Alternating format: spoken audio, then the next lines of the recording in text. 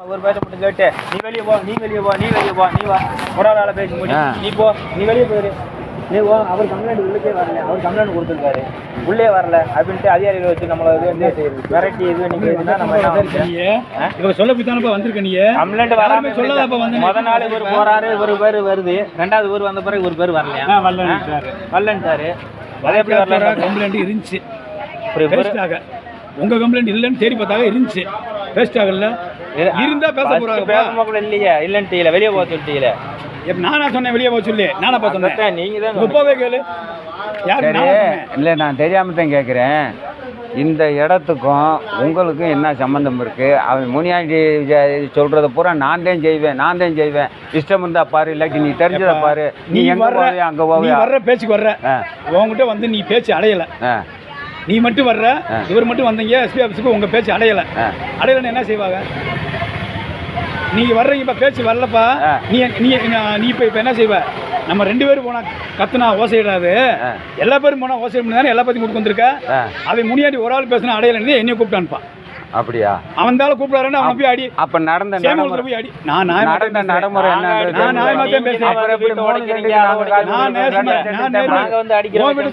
நீங்க அப்புறம் யார சொன்னீங்க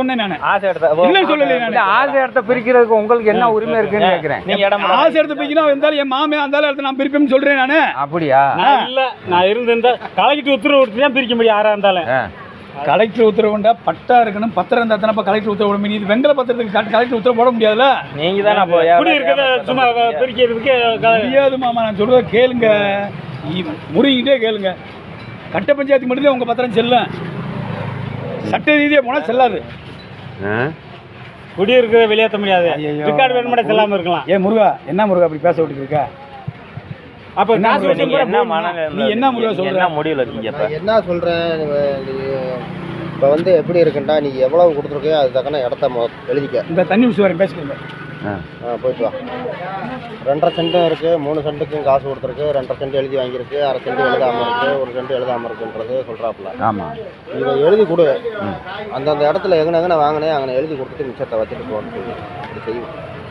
இதுதான் முடிவு முனியாண்டி வச்சோம்னா ரோட்ல போட்டோம்னா அவங்க வச்சோம்னா யார் பட்டறதுக்குள்ள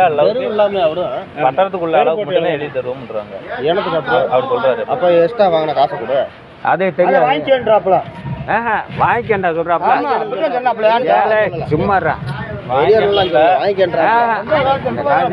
வாங்கி என்ன செய்ய அதுக்கு சேர்த்து இடத்த அப்படி செய்ய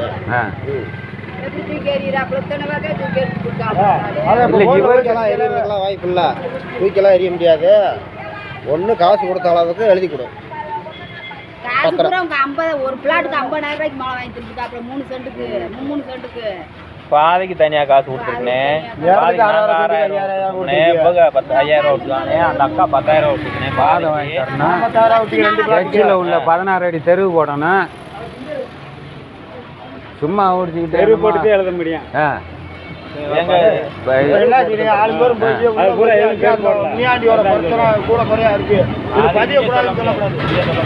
சொல்ல முடியாது இது இங்க இது கடை சொல்ல முடியாது எழுத ஆள போய் என்ன செய்யுது அவங்க சம்பளம் மனு அந்த இது நம்ம தாவா கொடுக்கணும் தாவா மனுலாம் கொடுக்க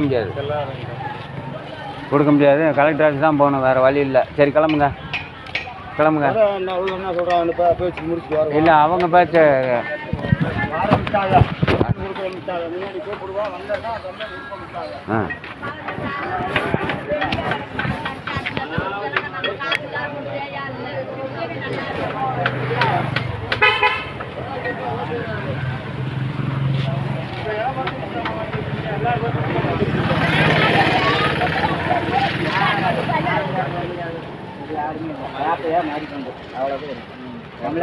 நீங்க வைங்க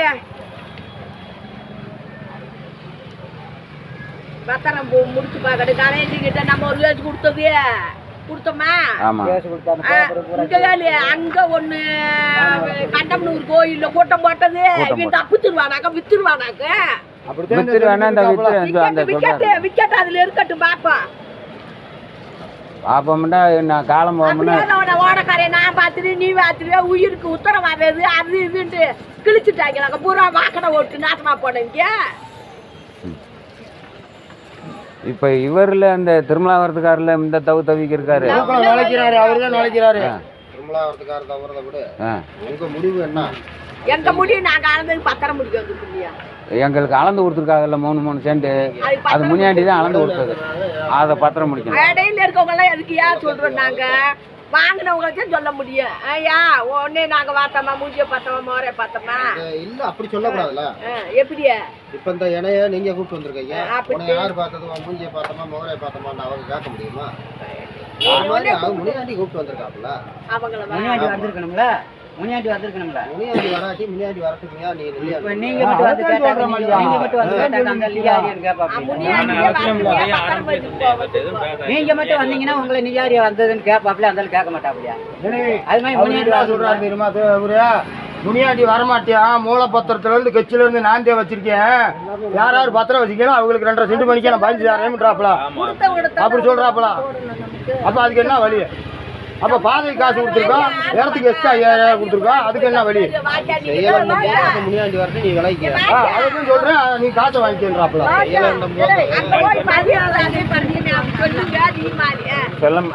எல்லா இடத்துக்கும் போயிட்டு வந்ததாயே அவங்களுக்கு ஃபோன் பண்ணேன்.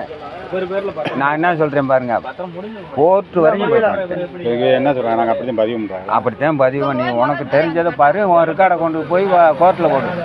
அந்த ஆள் எல்லா பேரும் மொத்தம் உங்களுக்கு பத்திரம் எழுதி கொடுத்தீங்களா? முனியாண்டி உள்ள ஓட்டலாம் ஒரு இடத்துல கலெக்டர் அவங்க ஒன்றும் விளக்கம் சொல்ல மோசடி முடியாது. வழக்கு அது செல்லாது, அந்த பத்திரம் செல்லாதுன்னு காட்டக்கூடாது. இத்தனை பேர் முனியாண்டி பேர்ல எழுதி தந்தோம்ல.